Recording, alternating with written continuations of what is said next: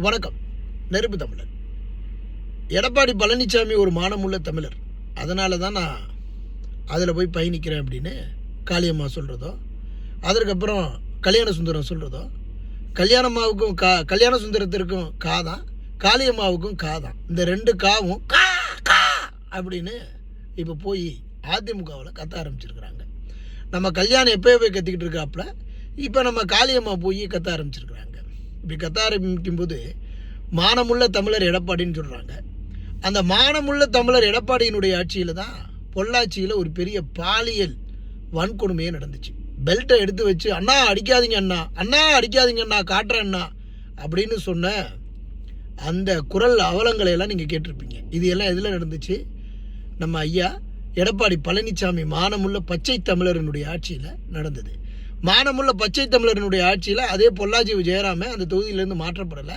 அதே பொள்ளாச்சி ஜெயராமன் அதே பொறுப்பில் இருந்தார். மறுபடியும் அவர் ஜெயிச்சிருப்பாருன்னு நினைக்கிறேன். அப்போது இந்த பச்சை தமிழரினுடைய ஆட்சியில் என்னென்ன விடயங்கள்லாம் நடந்திருக்கு? தூத்துக்குடி 13 பேரினுடைய துப்பாக்கிச்சூடு, அதற்கப்புறம் அப்பா மகன் 2 பேரையும் லாக்கப்பில் வச்சு அடின்னு அடித்து கொன்னது, இப்படி தமிழர்களுடைய விவசாய நலனுக்கு எதிராக பல்வேறு விதமான திட்டங்களுக்கு கையிட்டது, அப்படி இப்படின்னு எல்லா வேலைகளையும் நம்ம எடப்பாடி பழனிசாமி செஞ்சுருக்கிறாரு. ஆனால் இவரை போய் பச்சை தமிழர்னு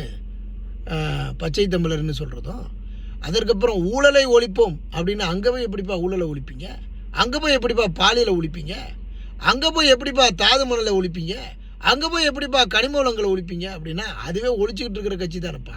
அங்கே போய் உட்காந்துக்கிட்டு நாங்கள் போராடுவோம் இறுதி வரை போராடுவோம்னா இது என்ன பாஸ்?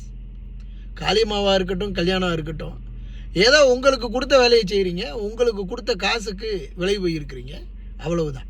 உணர்வுகளோடு ஒருவன் இருந்தால் திராவிடத்தை எதிர்த்து கூட நிற்பான், திராவிடத்தை எதிர்த்து கூட பயணிப்பான். ஆனால் அதிமுகவுக்கும் திமுகவுக்கும் ஓட்டு போடுங்கன்னு ஒருத்தன் சொன்னான்னா அவன் எப்போவே விலை போயிட்டான்னு அர்த்தம். அந்த விலை என்பது வியாபார அரசியல் தான். அது காளியம்மாவாக இருந்தாலும் சரி, மாரியம்மாவாக இருந்தாலும் சரி, சூழியம்மாவாக இருந்தாலும் சரி, எந்த அம்மாவாக இருந்தாலும் அதிமுகவுக்கு போயிட்டா அரோகரா தான். அதில் மிஸ்டர் கல்யாணம் இருந்தாலும் சரி, கல்யாணம் இருக்கிறவங்களாம் அங்கே போயிட்டா கொல்யாணம் தான் எல்லாருக்கும். ஆக மொத்தத்தில் நீங்களே எவன் திமுகவுக்கு போகிறான் அப்படின்னா அதிமுகவுக்கு போகிறான், அவங்கெல்லாம் தமிழ் தேசியவாதிகள் அல்ல, தமிழ் தேசியத்தை கொலை செய்ய வந்தவர்கள் என்பதை நீங்கள் உணர வேண்டும்.